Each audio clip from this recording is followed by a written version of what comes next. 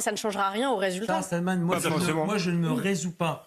Et j'entendais ce que vous disiez, Navarro, sur les classes populaires. Moi, je suis issu des classes populaires et d'une cité de l'immigration. Et vous avez rejoint Jordan Bardella précisément. Je me souviens, oui, bien sûr, que nous avons eu, c'était... Absolument, c'est un modèle, mais comme Marine Le Pen, beaucoup parlent d'immigration, Marine Le Pen, elle fait confiance à des enfants issus d'immigration qui sont français de cœur et d'esprit. Et c'est une formule auquel je tiens. Mais je vous dis juste une chose, l'extrême gauche aujourd'hui qui a absorbé les socialistes, les communistes, les écologistes, et avec les fils tous ensemble, aujourd'hui, ils sont pour communautariser nos quartiers. Ils surfent sur la Palestine en faisant leur beurre électoral sur les morts à Gaza et en faisant des juifs leur bouc émissaire. Ils islamisent le pays en confondant les musulmans qui respectent notre République et les islamistes qui veulent l'abattre. D'où les propos de M. Bompard de dire que l'islamisme sur votre antenne n'est pas un ennemi. Ils veulent combattre les policiers qui protègent ces gens populaires, ces gens simples, ces gens honnêtes, ces gens qui n'ont que la police pour les protéger. Et c'est ce projet que nous battons. Jean-Luc Mélenchon en 2027. J'espère pas, Mme Mabrouk, parce que ça serait le chaos dans le pays et la division entre celles et ceux qui leur plaît pas, ceux qui ne font pas la différence entre la nationalité et la couleur de peau, c'est qui font la différence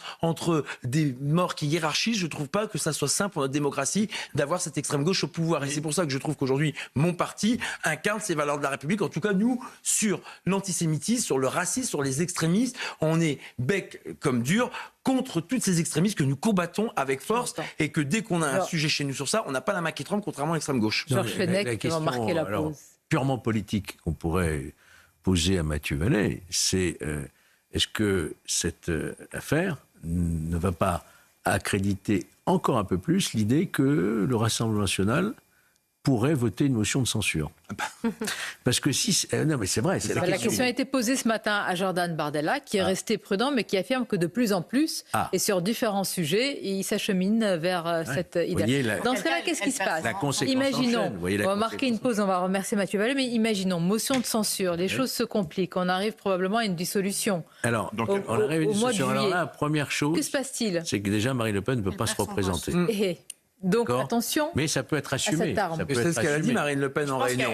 Moi, c'est ça qui m'a impressionné, c'est qu'elle sait que si on censure le gouvernement, si les conditions politiques le justifient, elle perd le poste pour lequel elle a été élue, parce qu'elle n'a pas été nommée, elle a été élue par les habitants de la politique autrement. Oui, mais je veux dire, si elle pensait à sa carrière, à sa propre personne, elle pourrait dire... Mélenchon n'est pas député aujourd'hui, il continue, vous comprenez? Non, mais je sais bien. Elle peut faire de la politique autrement qu'à l'Assemblée. Donc elle peut aller jusqu'à perdre son mandat pour voter la censure. Donc elle peut aller jusqu'à perdre son mandat pour voter la censure. Ah mais elle défend ses idées, c'est ce qui a été dit hier.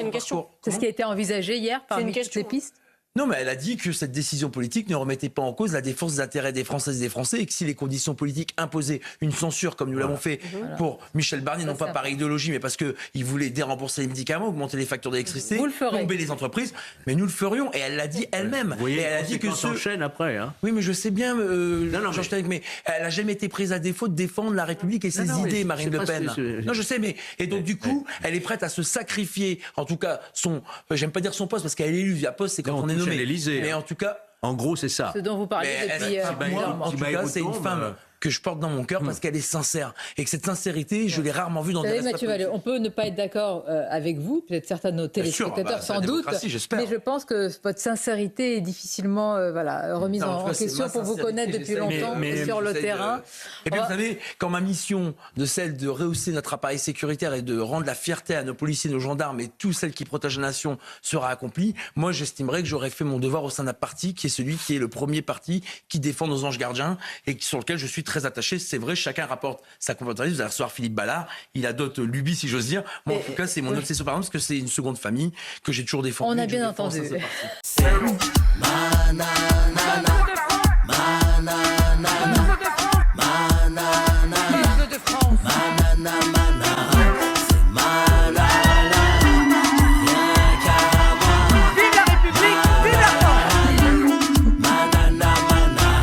La chanson de l'été, Nana Manara de Nicolas Malone sur Spotify, iTunes, et bien sur Deezer pour bouger, danser, se remuer.